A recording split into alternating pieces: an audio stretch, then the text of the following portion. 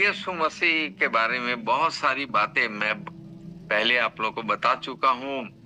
राजा संबंधी भी बातें बताई थी मैंने, और मैंने बताया था आपको कि प्रभु यीशु मसीह को कुछ ऐसे काम करने हैं जो उसके लिए स्थापित किए गए थे, और उसको वो काम करके बताना है कि रियली वो राजा है कि नहीं, रियली वो भविष्यद्वक्ता है कि नहीं, रियली वो जज है कि नहीं।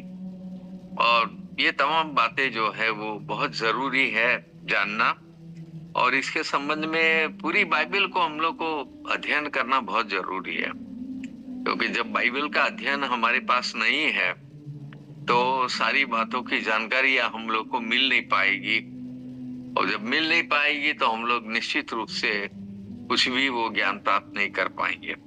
तो इसीलिए ये बहुत जरूरी है कि प्रभु यीशु मसीह को देखें वैसा जैसा वो है, और उसकी उपस्थिति में हम अपने जीवन को उसके हाथ में समर्पित करके जिए, ताकि रियली हम भी कह सके कि यस, जिस तरह हनोक 300 वर्ष तक प्रभु के साथ साथ चला, वैसे हम भी प्रभु के साथ साथ चल रहे हैं, और प्रभु बड़ी आशीष दे रहा है।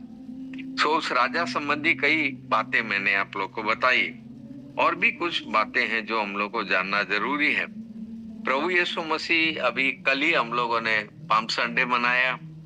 पाम संडे के दिन भी जकरिया उसका 9 अध्याय 9 पद वो बात पूरी होती है।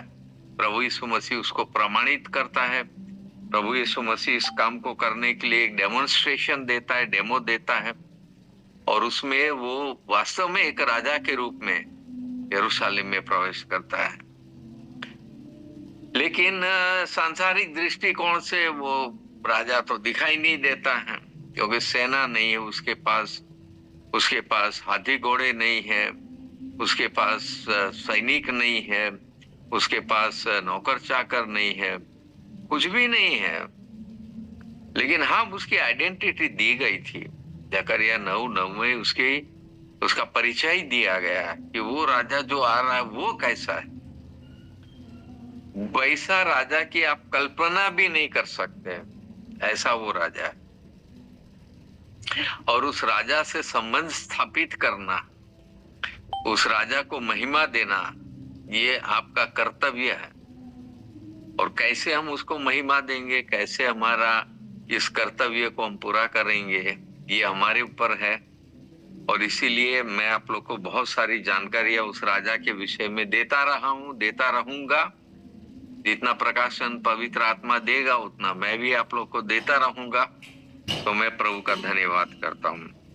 सो हम देखते हैं कि प्रभु यीशु मसीह की एंट्री होती है यरूशलेम में, और वहां पर उस भीड़ को जुटाने का काम कौन करता है? क्योंकि भीड़ तो आई थी क्या करने के लिए? वो आई थी यरूशलेम में आराधना करने। यरूशलेम में आई थी कि वो उस फसह के पर्व को मनाए, इसलिए वो लोग आए थे, और ये बहुत इंपॉर्टेंट पर्व था। चलिए, उसको भी उन लोगों ने मनाया होगा।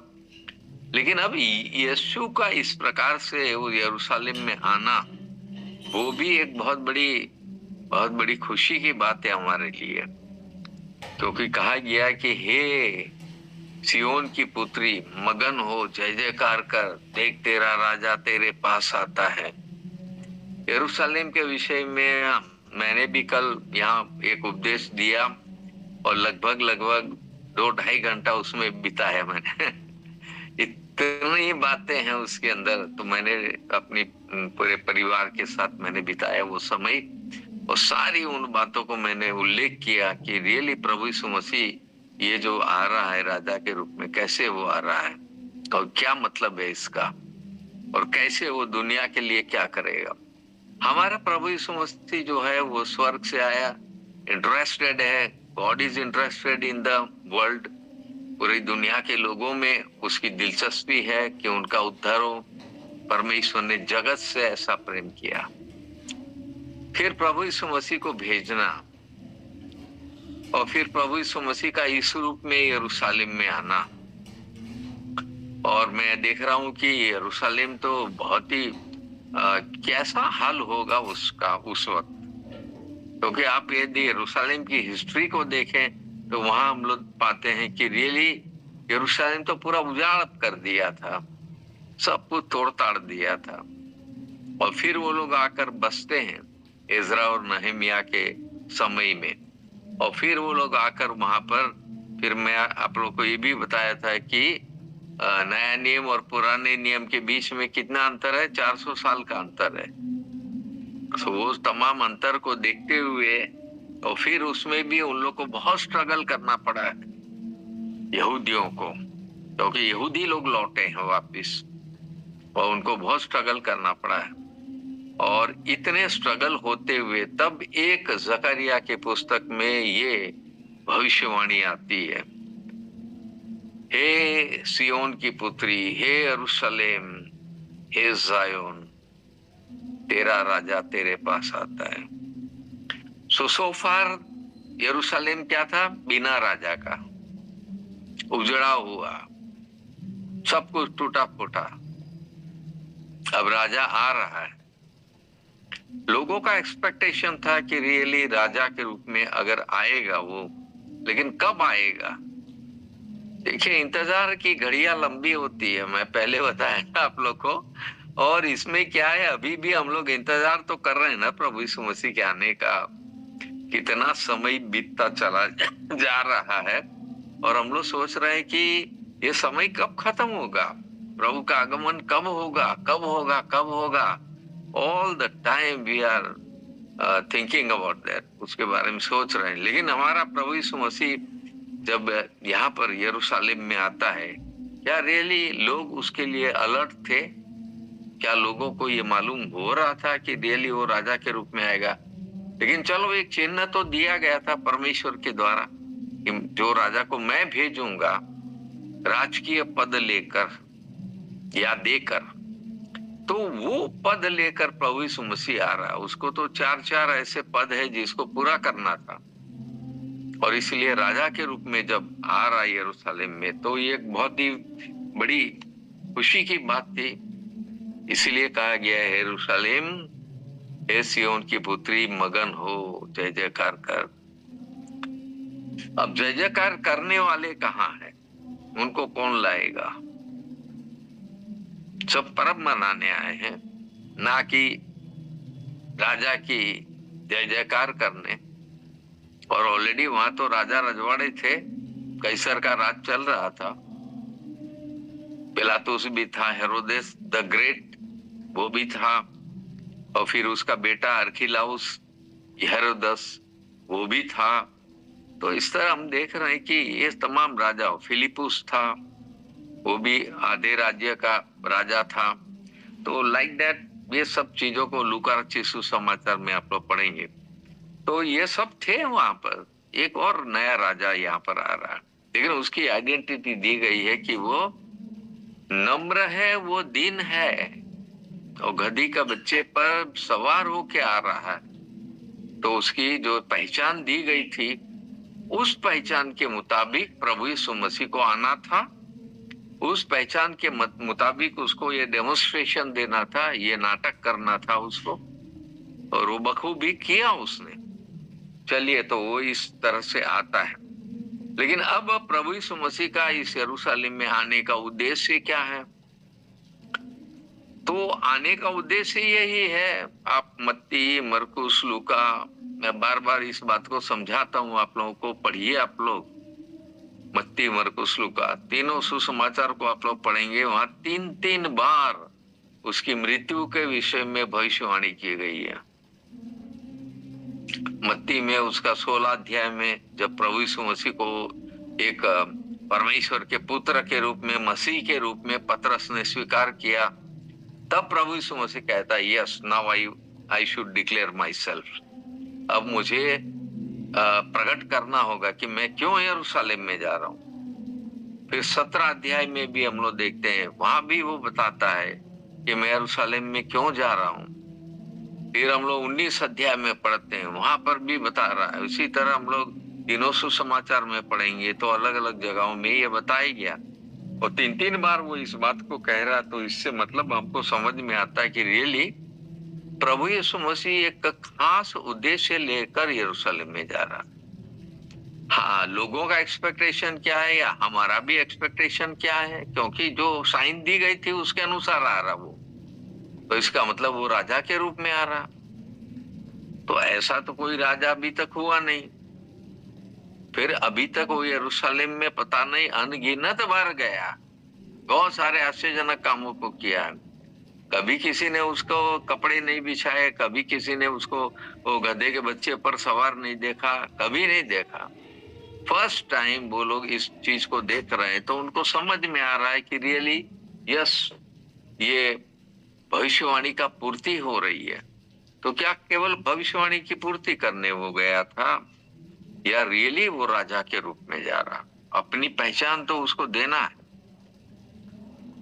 और पहचान केवल देना है उतना ही नहीं, लेकिन अब एक सवाल आता है कि वो, अगर आप इस बात से एग्री होते हैं कि यस भविष्यवाणी पूरी हुई, इस बात से आप एग्री होते हैं कि यस ये प्रभु यीशु मसीह राजा है, तो फिर एक और प्रश्न हमारे सामने आता है।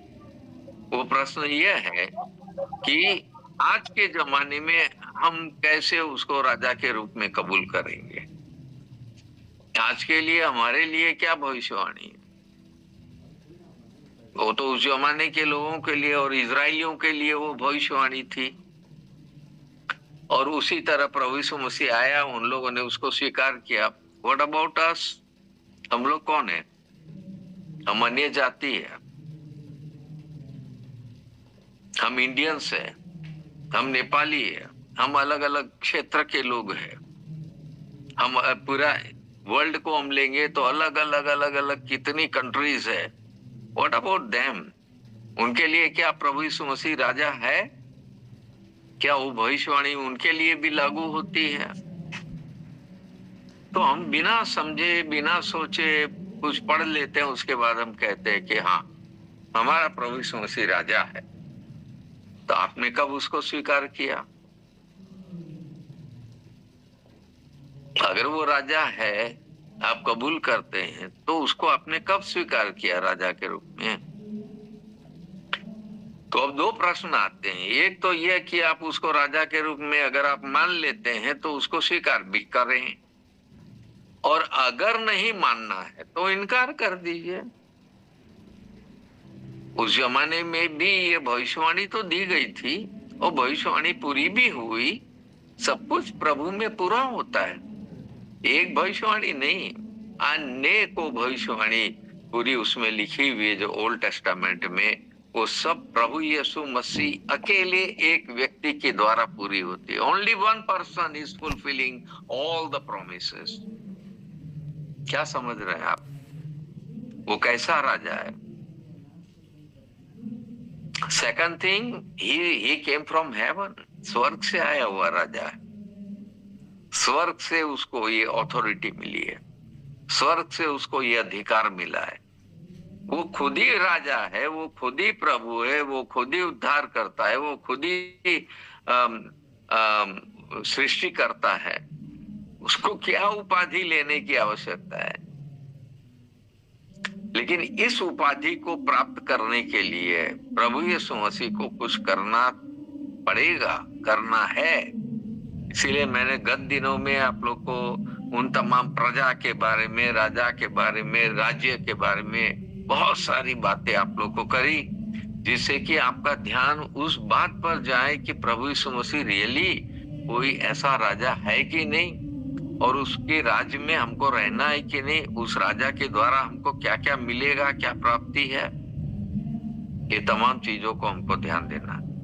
दुनिया में या इजराइल में जितने राजा आए, क्या किया उन लोगों ने? क्या प्राप्त हुआ उनसे? इजराइल को क्या प्राप्त हुआ? Only he was the king. Daud है, सुलेमान है, हिजकिय्याह है, आहाज है, रहब्याम है, यरोबाम है, योआश है, अनगिनत राजाओं हैं। इन राजाओं से प्रजा को क्या मिला? पूरी हिस्ट्री पढ़िए तो समझ में आता है कि इन राजाओं ने सच में पूरी प्रजा को बिगाड़ दिया। पिता परमेश्वर उनका राजा था, अद्भुत राजा था। उस राजा के बारे में कितनी बातें आपको बताऊं। अदृश्य राजा पूरी इजराइल की देखभाल कर रहा है। लाखों लाखों लाखों लोग हैं, उनके लिए वो लड़ता है, उनके लिए सांसारिक लड़ाइयां लड़ता है। Praise the Lord. Heavenly person, वो अदृश्य हमारा परमेश्वर, पिता परमेश्वर जो राजा था, यहोवा परमेश्वर, दाऊद के जमाने में या उससे पहले इजरायली जितने भी जीते वहां पर यहोशू के गाइडेंस में 31 राजाओं को मार गिराया। डेली एक एक राजा मर रहा है, एक एक राजा पर जीत हासिल हो रही है। ट्रिमेंडस वो राजा था। वही राजा अब मानव रूप धारण करके हमारे बीच में आया है।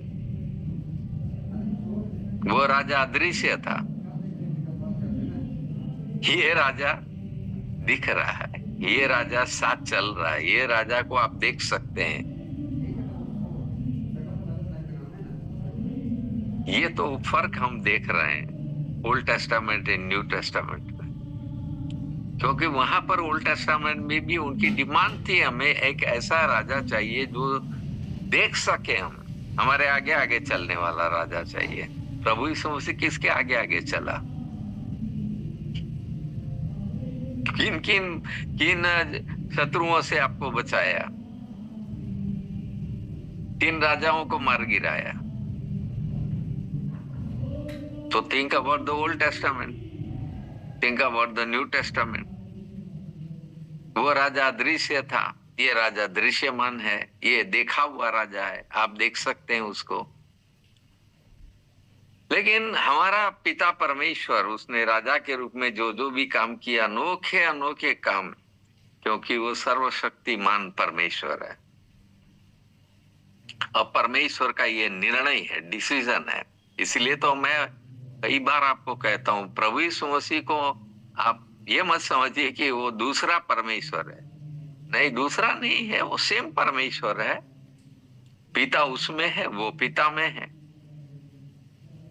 अलग अलग नामों से पहचाना जा रहा है, दैट्स ऑल। तो परमेश्वर तो एक ही है, और इसलिए हम देख रहे हैं कि अब उसका मानव रूप में इस संसार में आना और इस राजकीय पद को संभालना।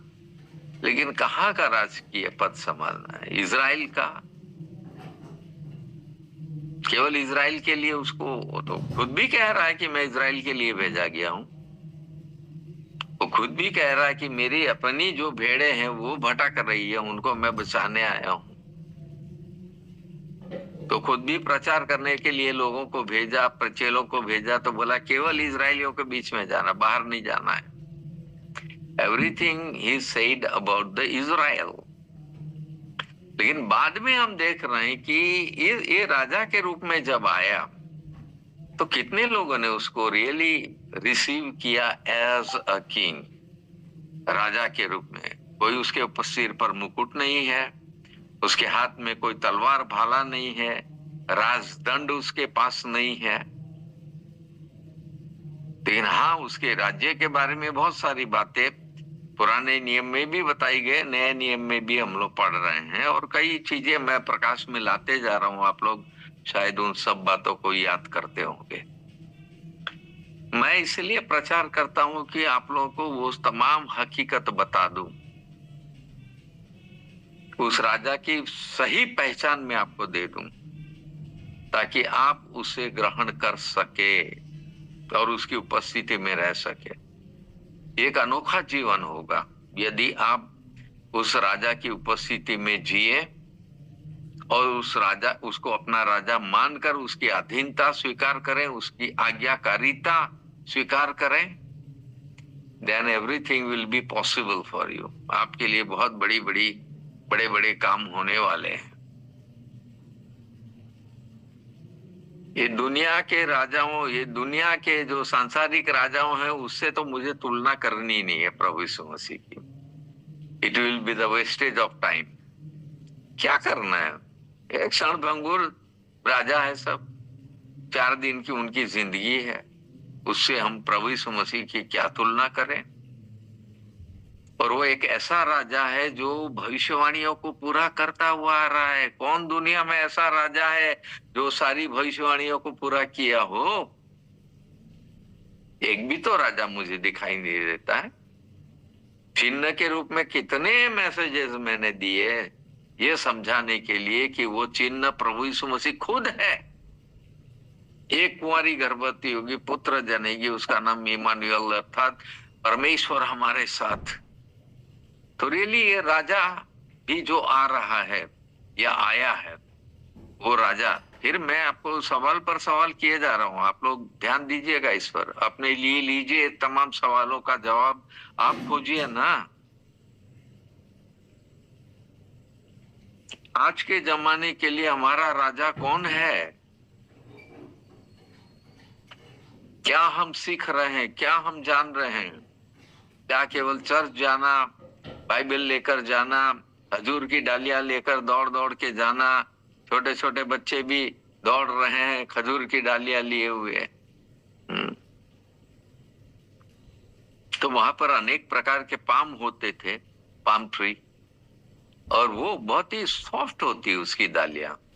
ये जो खजूर हम लोग खाते हैं उसका तो खजूर की डाली में आगे देखिए, उसकी हर पत्ती के आगे कांटा होता है, उस पर क्या कोई चलेगा, क्या भीड़ चलेगी?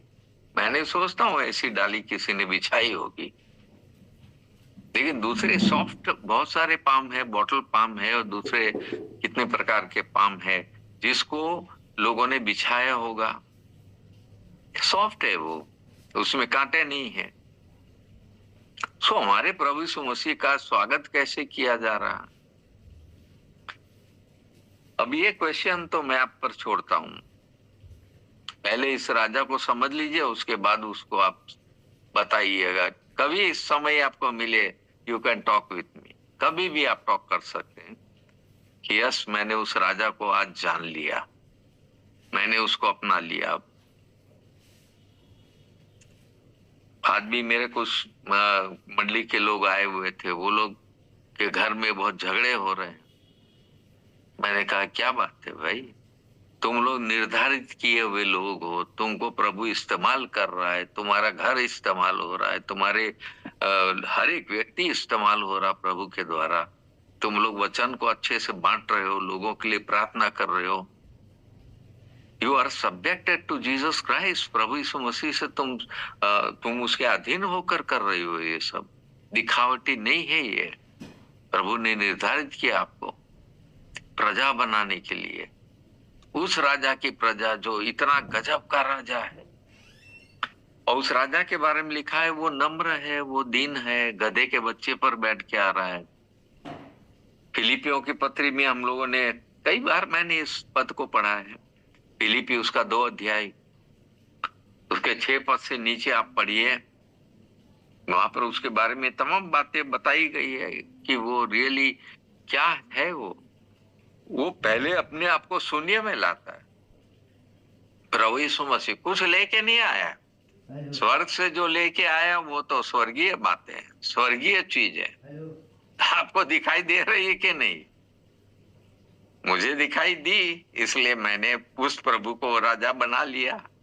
मुझे वो चीजें दिखाई दी, इसलिए मैंने वो चीजें ले ली अपने लिए, और मैं बहुत आनंदित रहता हूँ प्रभु में। रियली प्रभु आज स्वर्ग से मेरे लिए सब चीजें लेकर आए। गत दिनों में मैंने समझाया आप लोगों को कि वो राजा वहां से क्या लेके आया है आपके लिए, उद्धार लेकर आया। कौन राजा आपका उद्धार कर सकता है? दाऊद राजा कितने वर्ष तक राज्य किया? 40 वर्ष तक। सुलेमान ने कितने वर्ष? 40 वर्ष तक। शाऊल ने कितने वर्ष तक राज्य किया? 40 वर्ष तक। ये सब राजा होने, ये इजराइल के राजा थे, सब यहूदा के राजा। इन लोगों ने क्या किया प्रजा के लिए? कब तक ये लोग काम करें? 40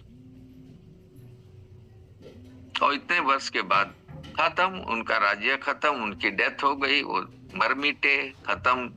हमारा राजा जो है वो युगानुयुग जिंदगी लेकर आ रहा है, दिखाने के लिए भी और देने के लिए भी, और रखे हुए हैं अपने में। ये वो राजा है। जिसके पास वो रूहानी जिंदगी है जो और कोई नहीं दे सकता है, वो आत्मिक जीवन है जो और कोई नहीं दे सकता है, किसी राजा ने कभी नहीं दिया है, केवल यीशु मसीह देता है। क्या लेके आ रहा है वो? आप उस राजा से लीजिए तो वो क्या आपको देना मांग रहा है, तो उसके अधीन तो होइए, उसके आज्ञाकारी बनिए ना आप। लोगों के पास आज के जमाने में समय नहीं है, मोबाइल पकड़ने के लिए समय है, दिन रात, बस दिन रात समय है, मोबाइल मोबाइल मोबाइल। शैतान ने एक खिलौना आपको थमा दिया है। मैं जब भी मोबाइल पकड़ता, अभी मैं वो मोबाइल पे ही तो बात कर रहा हूँ। आप कहेंगे अरे आप खुद मोबाइल लेकर बैठे हैं, हम लोग को समझा रहे हैं। नहीं, मैं मोबाइल इसलिए लिया हूँ क्योंकि मैं आपसे, आपको दृश्यमान हूँ या आप मेरी आवाज सुने, इसके द्वारा मैं आप तक पहुंच रहा हूँ, आपको वो स्वर्गीय राजा के बारे में बातें कर रहा हूँ। What else I can do? और क्या कर सकता हूँ? इसी मोबाइल पर मैं आपसे बातचीत करूंगा। आने वाले दिनों में कोई भी आपकी समस्या है, प्रॉब्लम है, राजा को ग्रहण करने में या राजा को नहीं समझ पा रहे हैं, anything you can ask me, आप पूछिए, मैं जवाब दूंगा उसका, क्योंकि इस राजा को मैं बखूबी जानता हूँ, बहुत अच्छी तरह जानता हूँ। उसके द्वारा एवरीथिंग कैन बी सप्लाइड, सब कुछ सप्लाई हो जाता है। हमारा प्रभु यीशु मसीह, फिलिपी उसका 4:19 में लिखा हुआ है, प्रभु यीशु मसीह के द्वारा हमें सब कुछ प्राप्त होता है। ट्मेंडस है वो पद। चलिए, लेकिन हमारा राजा तो दीन होकर आ रहा है, खाली होकर आ रहा है, नम्र होकर आ रहा है, वो क्या करेगा हमारे लिए? क्या कभी दीन आदमी को लड़ते हुए देखा? आपके शत्रुओं को कौन हराएगा? और शत्रुओं का पिछली बार मैंने जो मैसेज दिया उसमें आप लोग को सारा लिस्ट बताया, वो तो बहुत बड़ा लिस्ट है। मैंने तो एक छोटा मोटा आपको बात बताई। आपका शरीर आपका शत्रु है, आपको लड़ना है उसके विरुद्ध। आपकी आंखें आपकी शत्रु हैं, आपको आंखों के विरुद्ध लड़ना है। इसलिए तो बाइबल कहती है, दे तेरा हाथ तुझे ठोकर खिलाए तो उसके काट के फेंक दे, आंख ठोकर खिलाए उसे निकाल के फेंक दे। ये शत्रु है हमारे। देख तो सब कुछ रहे हैं, बोल सब कुछ रहे हैं, ये जीभ, बाप रे। याकूब उसका 1-2 अध्याय पढ़िए ना, जीभ के बारे में क्या क्या लिखा है। ये सब शत्रु है। और फिर अनदेखे शत्रुओं से कौन लड़ेगा? एक भी राजा मुझे इस इजराइल के अंदर बताइए जो शैतान से लड़ा हो, जो पाप से लड़ा हो, जो मृत्यु से लड़ा हो। मृत्यु से तो कोई नहीं लड़ पाया, सबके सब मरे, खत्म हुए। हाँ, एलिया स्वर्ग में गया, he was not a king. वो राजा नहीं था। हाँ, वो हनोक स्वर्ग गया, वो राजा नहीं था। मैं राजाओं की बात कर रहा हूं। एक भी राजा बताइए ना, कुछ भी आपके लिए करके गया हो, कुछ एग्जाम्पल रख के गया हो आपके लिए। ये राजा आपके लिए कितना बड़ा एग्जाम्पल रख रहा है। He becomes so humble, so humble. स्वीकार किया, यस प्रभु, आपने तय किया मेरे लिए कि मैं गधी के बच्चे के ऊपर बैठ के जाऊंगा, एक इनोसेंट जिस पर कोई कभी बैठा ना हो, एक इनोसेंट बच्चे पर मैं बैठ के राजा के रूप में आप मुझको एंट्री दे रहे हैं।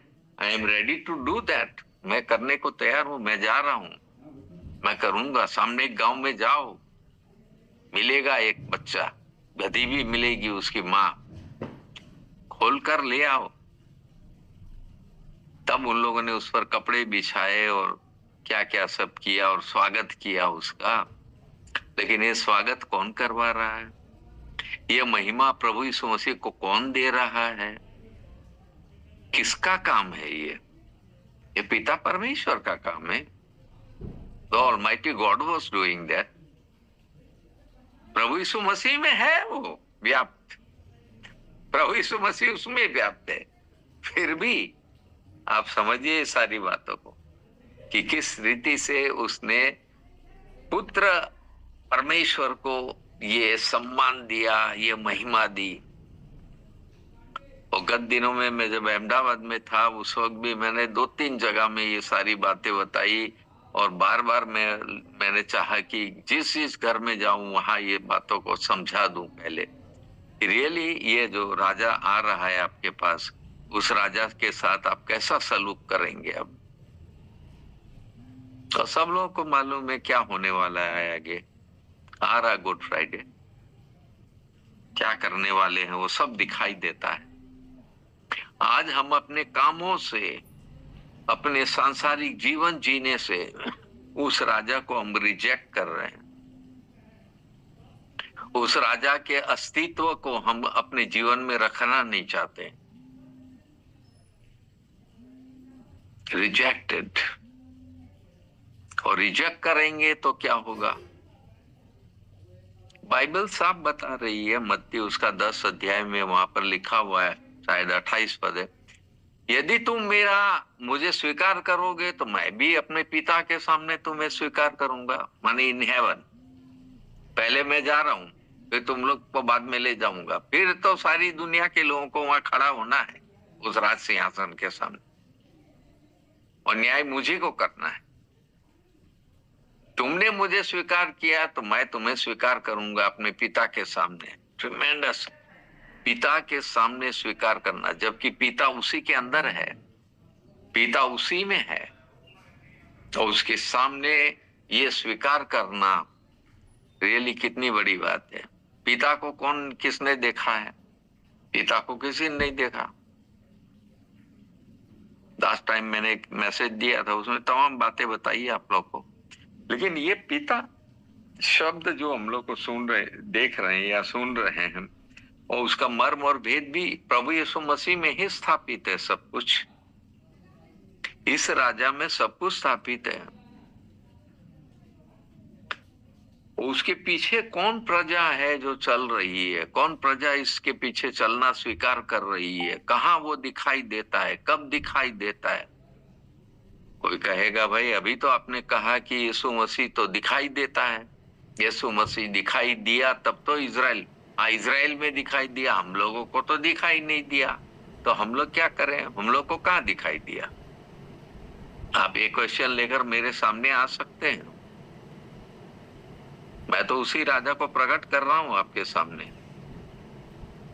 और ये एक इवेंट था जिसको कि आज दुनिया के सारे देश के लोग, हर एक चर्च के लोग इसको मनाते हैं, और खजूर की डालियां लिए हुए वो लोग प्रभु के भजनों को गाते हैं, गीतों को गाते हैं। अभी हमारी जो क्वायर ने गीतों को गाया, मंडली ने, ट्रिमेंडस, बड़े अच्छे गीत थे।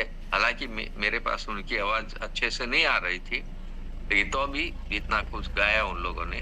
ट्रिमेंडस, बड़ी अच्छी बात है। बट क्या ये एनफ है? इतना करना ये काफी है?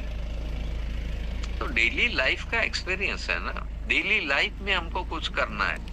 वो तो एक इवेंट था, वो तो एक डेमो था, एक नाटक था। चलो वो नाटक पूरा हो गया। अब उसको याद कर करके आप क्या करेंगे?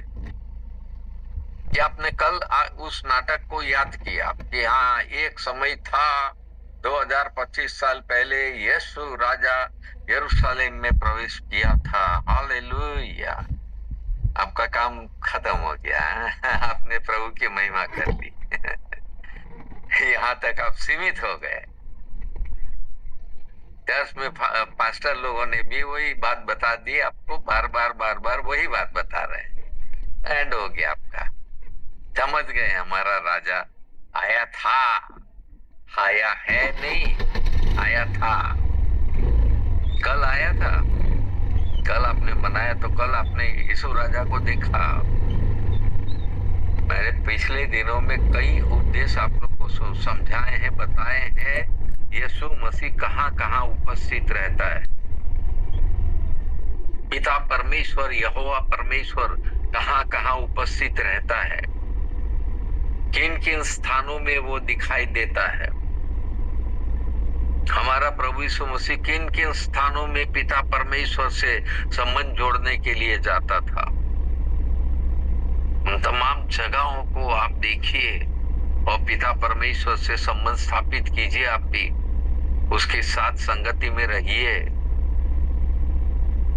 इसलिए तो मैंने पिछली बार बताया था एक बात की, जब तू प्रार्थना करे, घर का खिड़की दरवाजा बंद करके अकेले बैठ, जितना अन्य भाषा बोलना है बोल, पिता से संबंध स्थापित कर, प्रभु से आत्मा में एक होके बातें कर, प्रभु बहुत रहस्य समझाएगा।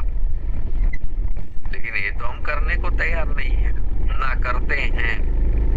हार्डली मे भी 15 मिनट, हाफ एन आवर, कुछ इक्का दुक्का होंगे जो थोड़ा और समय बिताते होंगे, but that is not enough. ये काफी नहीं है।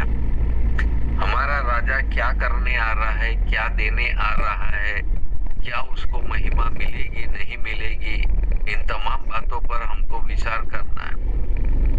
और मेरे पास बहुत सारी बातें बताने की। चलिए, तो हम देखते हैं कि भविष्यद्वक्ताओं ने प्रभु यीशु मसीह की गवाहियां दी, और राजा जितने थे इजराइल के, उन लोगों ने प्रभु यीशु मसीह बारे में गवाहियां दी है। कुछ लोगों ने गवाहियां दी, कुछ लोगों ने इनकार किया, और मैक्सिमम लोगों ने तो इनकार ही किया है। यहोवा परमेश्वर का राजा के रूप में नहीं सम्मान दिया है किसी ने। तो होगा क्या, उसका परिणाम क्या आएगा? परिणाम तो सब जगह बताया गया। हर एक राजा की हिस्ट्री पढ़िए आप, राजाओं का इतिहास पढ़िए। ट्रिमेंडस, हमारी बाइबल में एक पुस्तक है, दो पुस्तक है, पहला राजा, दूसरा राजा। और तीसरा राजा कौन है? और राजाओं का राजा कौन है? वो पुस्तक नहीं है। उस पुस्तक को कौन लिखेगा? उस पुस्तक को कब उसकी तैयारी कब होगी? क्योंकि पहला तिमोथी उसका 6 अध्याय 16 पद में, वहां पर हमारे पिता परमेश्वर को राजाओं का राजा कहा गया है। फिर हमारे प्रभु यीशु मसीह को भी सेम टाइटल है, because father and son same, एक ही बात है। पिता पुत्र एक ही चीज है, एक ही परमेश्वर है।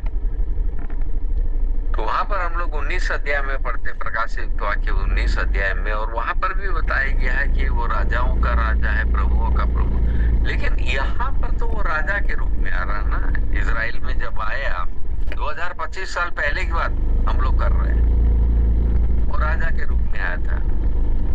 फिर मैं वही क्वेश्चन ला रहा हूँ, आज के जमाने में क्या, आज के जमाने में उस राजा की पहचान क्या है? उस राजा को हम कैसे पहचानेंगे? उस राजा के साथ कैसे जीवन बिताएंगे? उस राजा के राज्य में हम कब आएंगे? इतनी बातें बताऊं, अनगिनत बातें हैं बाइबल के अंदर। एक ही ऐसी पुस्तक है जिसके अंदर हर एक बात का समाधान है, हर एक बात का आंसर है।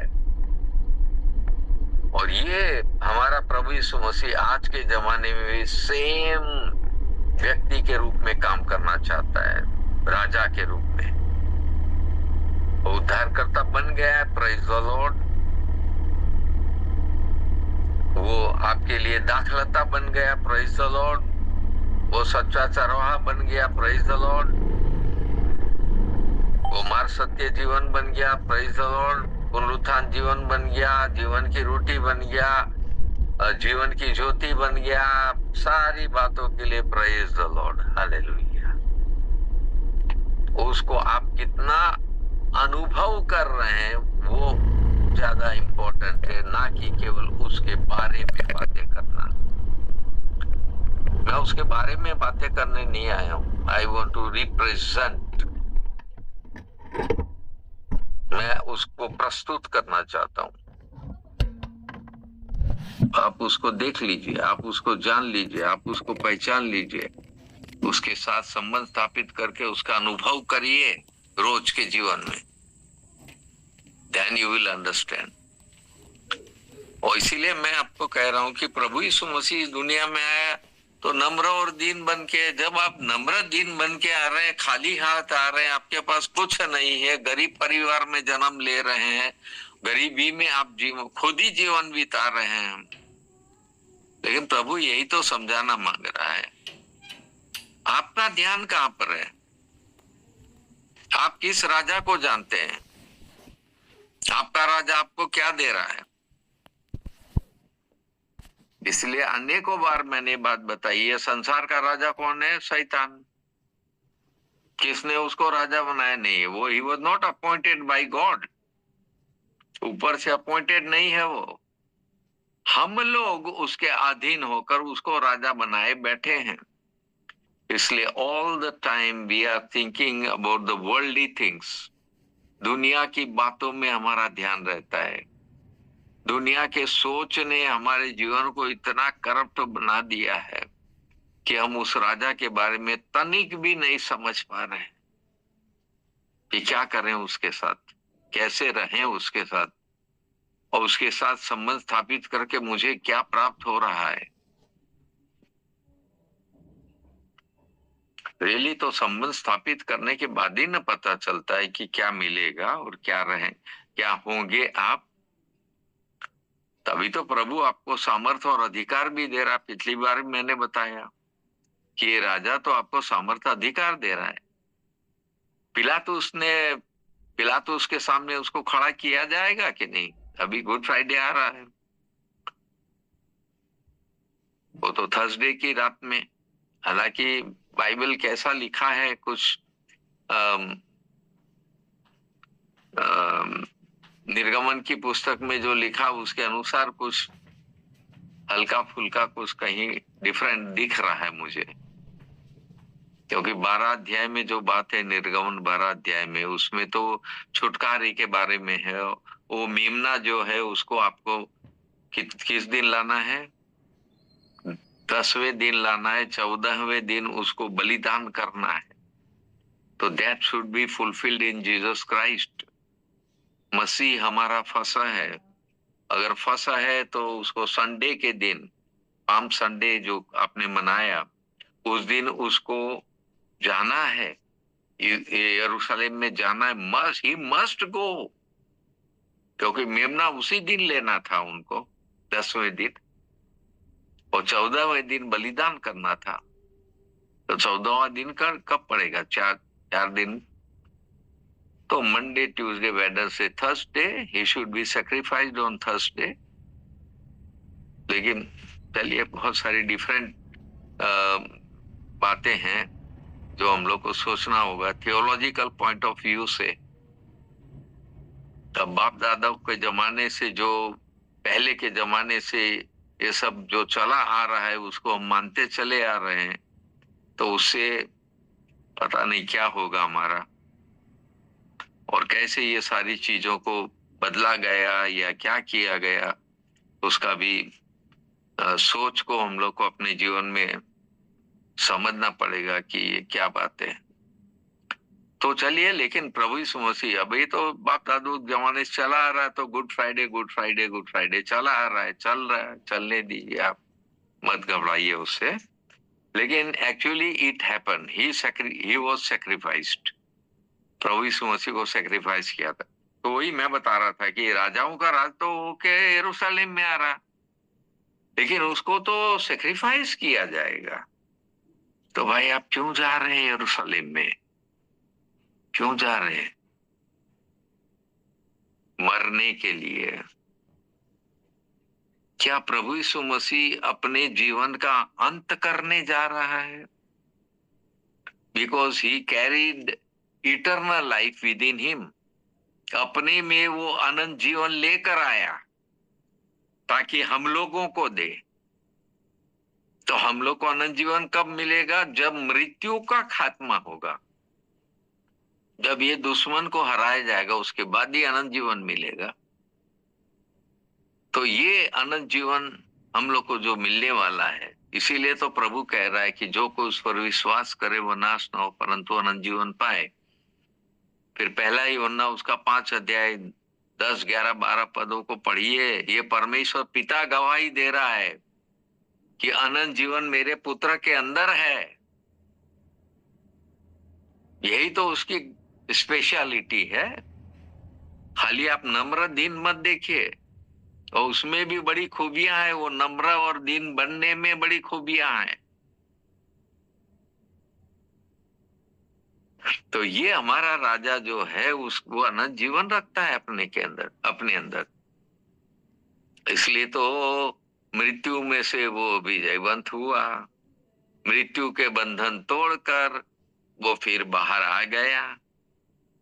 वो गेहूं का दाना जिसके बारे में प्रभु ने कहा था यूहन्ना 12 अध्याय में कि गेहूं का दाना जब तक जमीन में गड़ के मर नहीं जाता है तब तक उसमें से और अनेक दाने नहीं निकलते हैं। हमारा प्रभु यीशु मसीह, ये प्रभु यीशु मसीह अपने बारे में बोल रहा है, लेकिन हमारा प्रभु यीशु मसीह वो गेहूं का दाना है, वो गेहूं का दाना है जो मर के सड़ नहीं गया। वो मर के रूट नहीं बन गया, जड़ नहीं बन गया, पौधा नहीं बन गया, सेम दाना बाहर निकल आया। तब वो कहता मेरे हाथों को देखो, मेरे पैर को देखो, मैं वही दाना हूं जिसको गाड़ा था, मैं वही दाना हूं, फिर बाहर आ गया हूं। क्या आप मुझे स्वीकार करेंगे? क्या आप मुझे अपना राजा बनाएंगे? I have conquered the death. मैंने पाप पर विजय पाई है, और पाप पर नहीं पाई होती तो मैं मृत्यु पर विजय नहीं पा सकता था, क्योंकि पाप की मजदूरी मृत्यु है। तो पाप पर भी विजय पाई, मृत्यु पर भी विजय पाई। और इनका सरदार कौन है? कौन मृत्यु से सबको हरा रहा है? शैतान। तो मैंने शैतान को भी हराया है। और अब जो लड़ाई मेरी चल रही है, प्रभु यीशु मसीह ने अंत नहीं कर दिया। बोलता नहीं नहीं, ये नहीं कि मैंने अंत कर दिया है। जैसे पिता परमेश्वर राजा के रूप में इजरायलियों के आगे आगे वो लड़ता था और वह उनको विजय दिलाता था, और सारे लोग आपस में ही एक दूसरे को कत्ल करके जो शत्रु लोग आए वो सब खत्म। और खत्म नहीं भी हुआ तो परमेश्वर ने अपना स्वर्गदूत भेजकर टाइम टू टाइम लाखों लाखों शत्रुओं को मारा है। That was the plan of the heavenly father. यहोवा परमेश्वर राजा का वो योजनाएं थी। हमारा राजा जो है वो नम्र और दीन बन गया है। खुद पिता परमेश्वर कह रहा है कि पुत्र परमेश्वर से कि जानते हो अब तुम्हें जो जाना है, कितना दीन बनना है, कितना नम्र बनना है। तुम्हें शारीरिक लड़ाइयां नहीं लड़नी है। तुम्हें जो लड़ना है वो उन लोगों से लड़ना है जो आत्मिक सेना है। आत्मिक सेनाओं से लड़ना है और लड़ना सिखाना है। तभी तो मैंने लास्ट पॉइंट जो बताया था उसमें मैंने बताया कि हमारा प्रभु यीशु मसीह तो हमको लड़ने के हथियार भी देता है, आत्मिक हथियार। वही तो हम लोग ये एफीसी उसका 6 अध्याय में पाते हैं, आत्मिक हथियार देता है। और ये राजा कह रहा है कि ठीक है, मैं तो राजा के रूप में आया, आज भी राजा के रूप में मैं तुम्हारे जीवन में आने को तैयार हूं, तुम्हारे घर में आने को तैयार हूं, तुम्हारे क्षेत्र में आने को तैयार हूं। You have to claim that Jesus is my lord and king. वो मेरा प्रभु और मेरा राजा है, ये तुम डिक्लेयर करोगे, क्योंकि मैं तुम्हारे द्वारा ये महिमा पाना चाहता हूं। Are you ready to give glory to God? यूहन्ना उसका 12 अध्याय पढ़े, 5 बार ये बात लिखी है, महिमा पाना। और प्रभु यीशु मसीह खुद कहता है, क्या मैं पिता से ये कहूं कि यदि हो सके तो ये प्याला मुझसे दूर कर? फिर खुद ही उसका आंसर भी देता है, कहता नहीं नहीं। पिता से वो बार बार कहता है, पिता उसके अंदर है, उससे बार बार कहता है। पवित्र आत्मा आपके अंदर है तो पवित्र आत्मा से आप बात करिए, आप ही के अंदर है। आत्मा भी आप ही से बात करेगा, आपके दिमाग से बात करेगा। पिता पुत्र में है, पुत्र पिता में है, वो आपस में बात कर रहे हैं। कोई प्रॉब्लम?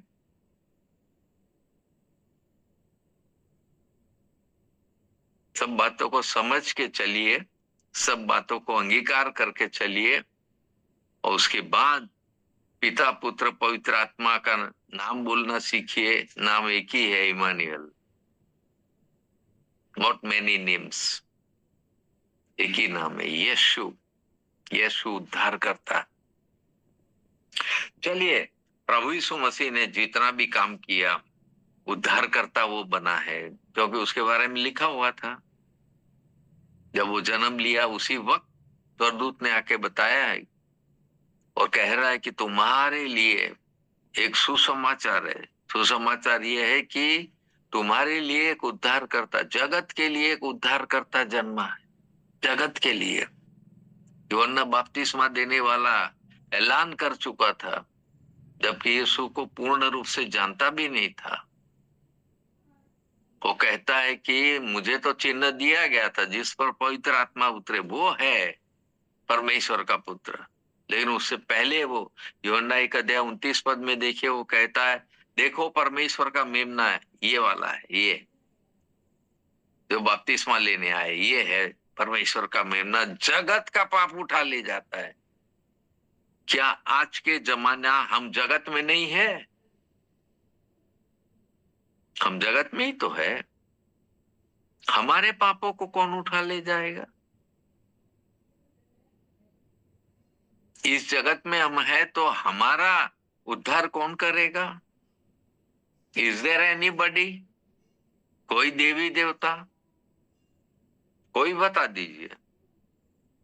तो प्लीज, ये मेरी रिक्वेस्ट है आप लोगों से, किसी देवी देवता से प्रभु यीशु मसीह की तुलना कभी मत करिए, क्योंकि दे आर नोबडी, कुछ नहीं है वो। और प्लस उनका जो जन्म हुआ इसी संसार में, इसी संसार में मरे, इसी संसार में जो करना था किया। क्या किया है? हमारा प्रभु यीशु मसीह स्वर्ग से आता है, स्वर्ग में चला जाता है, स्वर्ग से फिर आने वाला है। तो अनगिनत बार तो क्या मैं कहता हूं, रोज आप इस बात को अकल में रखिए, अपने दिमाग में रखिए, सोचिए इसके बारे में। और अब आगमन तो बहुत नजदीक है, इसलिए उस राजा के बारे में सारी बातों को हम लोग को जानना समझना बहुत जरूरी है। तो है, पिलातुस राजा उससे क्वेश्चन करता है, क्या तो यहूदियों का राजा है? तुम क्यों ये बात पूछ रहे हो? हेरोदेस राजा पूछता है उससे कि मैं बहुत दिनों से तुझको मिलना मांग रहा था। क्या करने मिलना मांग रहा था? उद्धार पाने के लिए? क्या अनंत जीवन प्राप्त करने के लिए, या स्वर्ग जाने के लिए? मैं तो उससे मिलना मांग रहा। और प्रभु यीशु मसीह से बहुत सवाल किए, लेकिन उसका कोई जवाब नहीं दिया, वापिस भेज दिया पिलातुस के बाद। बार बार पिलातुस पूछ रहा है, क्या तू यहूदियों का राजा है? अरे तू ये क्वेश्चन क्यों पूछ रहा है? वो इसलिए पूछ रहा है कि वो कहना मांग रहा है कि मुझसे क्यों कहलवा रहे हो कि तू यहूदियों का राजा है? मैं नहीं बोलने वाला। वो ऐलान कर रहा है, मैं नहीं बोलने वाला ये बात, क्योंकि मैं देख ही नहीं रहा। तुम्हारे पास न राजकीय वस्त्र है, न तुम्हारे पास राज मुकुट है, न तुम राजकीय अदा से तुम मेरे पास आए हो। तुम्हारी जाति के लोग पकड़ के लाए हैं, बोला ये कह रहा है कि मैं राजा हूं।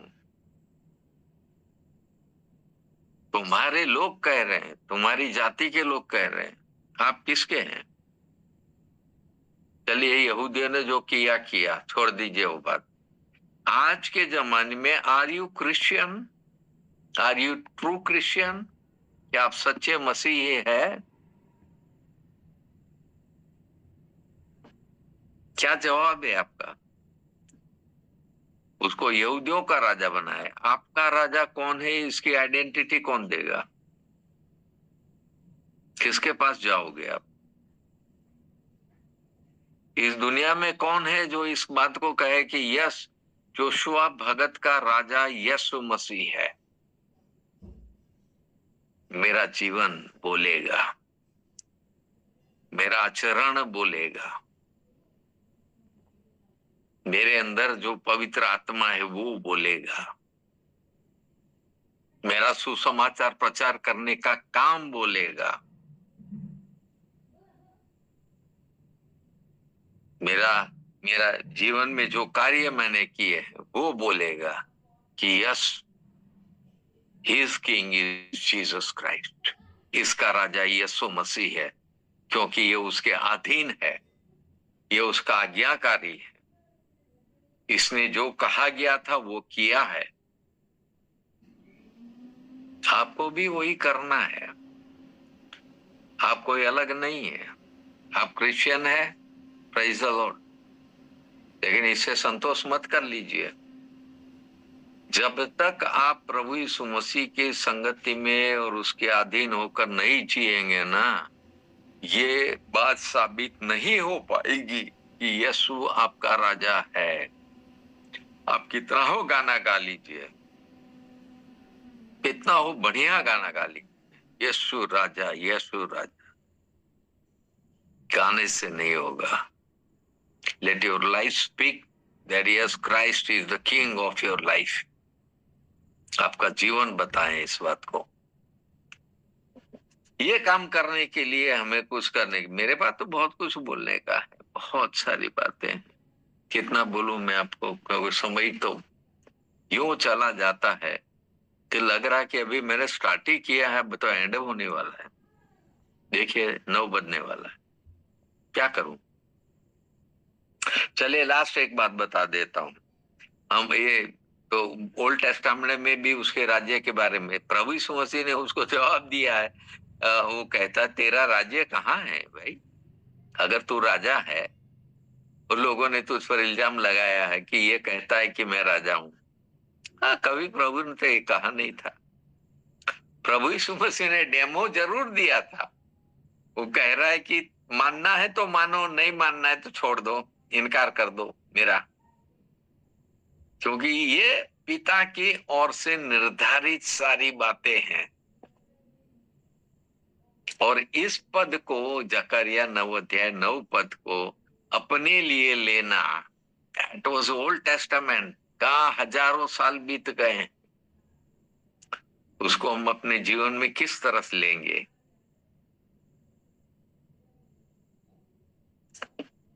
चलिए, लेकिन यहाँ पर दानियल की पुस्तक में हम लोग पढ़ते हैं 2 अध्याय में, वो छोटा पत्थर जो अपने आप टूट कर आया, वो मूर्ति जो नबूकदनेस्सर राजा ने बनाई थी, स्वप्न में देखा था उसने, और उसके बारे में वर्णन जब दानियल ने किया है, कह रहा वो मूर्ति का सिर जो सोने का है पूरा, वो तू है। तेरे बाद फिर मादी फारसी राजा आएगा, 2 बाहें चांदी का। उसके बाद जो एक और राजा आएगा, पेट, पेट में कितना भोजन ठूस लो कभी खत्म नहीं होता है, भूख बनी रहती है। वो है तुम्हारा अलेक्जेंडर द ग्रेट, उसका राज्य, ग्रीक राज्य। और लास्ट में जो नीचे का जो पैर है, वो पंजे और पैर जो है वो क्या है? लोहे के। और जिस तरह 10 उंगलियां हैं, वो लोहे और मिट्टी के बनी हुई है। लेकिन खैर वो तो स्वप्न का, उसने स्वप्न भी बताया, स्वप्न का अर्थ भी बताया, और उसके बाद आने वाले जो 4 बड़े बड़े साम्राज्य थे उसके बारे में बताया। नहीं, इट ऑलरेडी हैपन, ये सब हो गया। सारे जो बड़े बड़े राजा थे वो सब मर मिटे, धूल में मिल गए। बाइबल क्या कहती है? तू मिट्टी से बनाए, मिट्टी में मिल जाएगा। मिट्टी में मिल जाएगा। तो जब तू मिट्टी में मिल जाएगा तो किस बात के ये दुनिया के राजा है भाई? किस बात के ये इजराइल के राजा? हमें तो एक ही राजा चाहिए जो युगानुयुग रहे। युगानुयुग का राजा हमें चाहिए, और उसके बारे में हम लोग को अगर उसके संगति में रहना है तो प्रेज़ द लॉर्ड। तो मैं अभी बता रहा था आप लोग को कि पिता परमेश्वर अदृश्य राजा, इजराइल देखा राज्य। आप देख सकते हैं उसकी टेरिटरी पूरी बनी हुई है, देख सकते हैं आप। आज भी देख सकते हैं, उस जमाने में भी देख सकते थे, और परमेश्वर ने वो सारा उन लोग को दिया। 350 साल लगे। आप समझिए बात को। राजा कौन है? राजाओं का राजा वो हमारा परमेश्वर।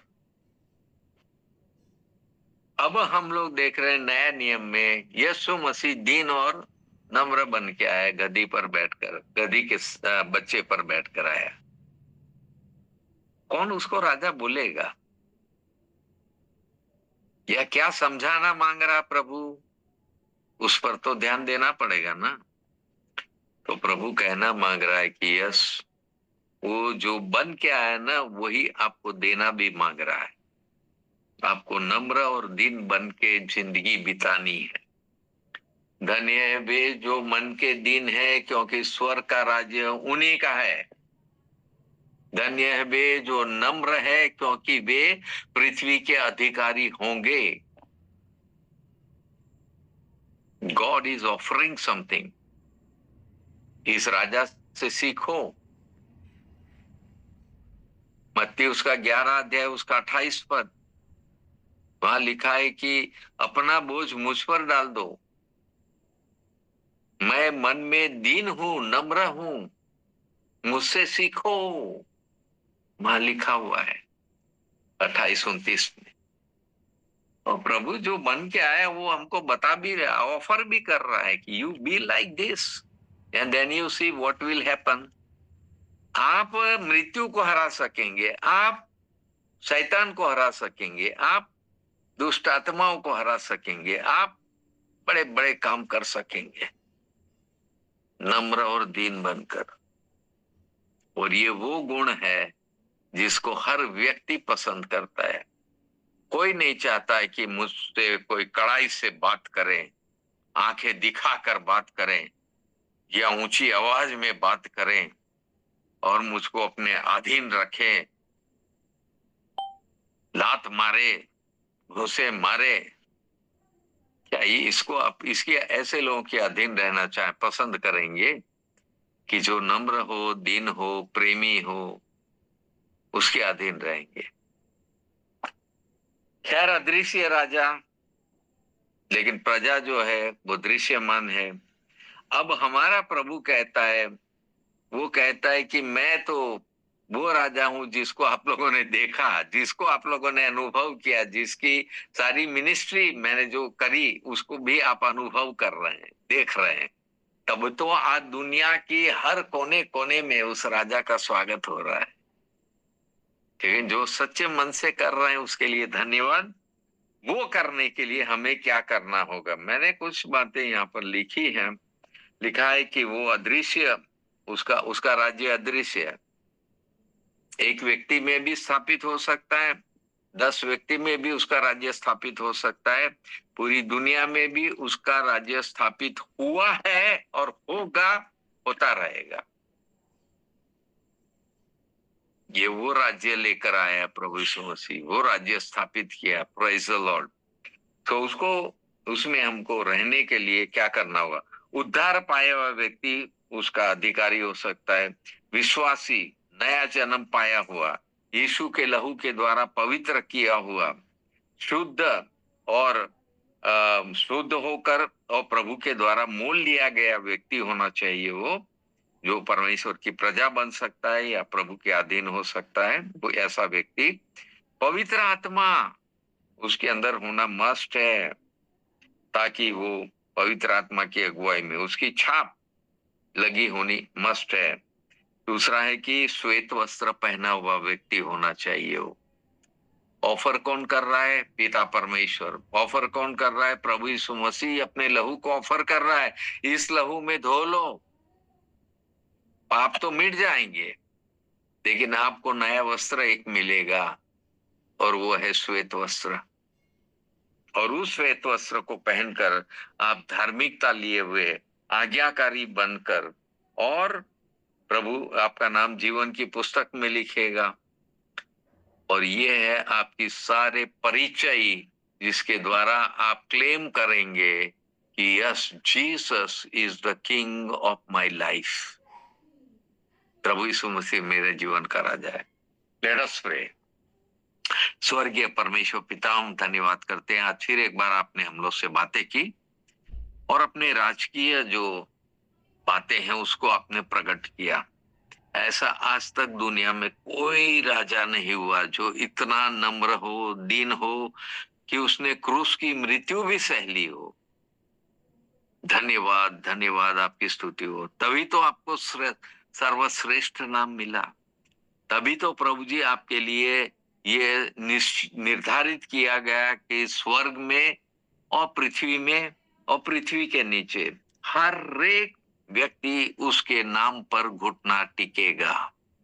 Praise the Lord. प्रभु धन्यवाद करते हैं।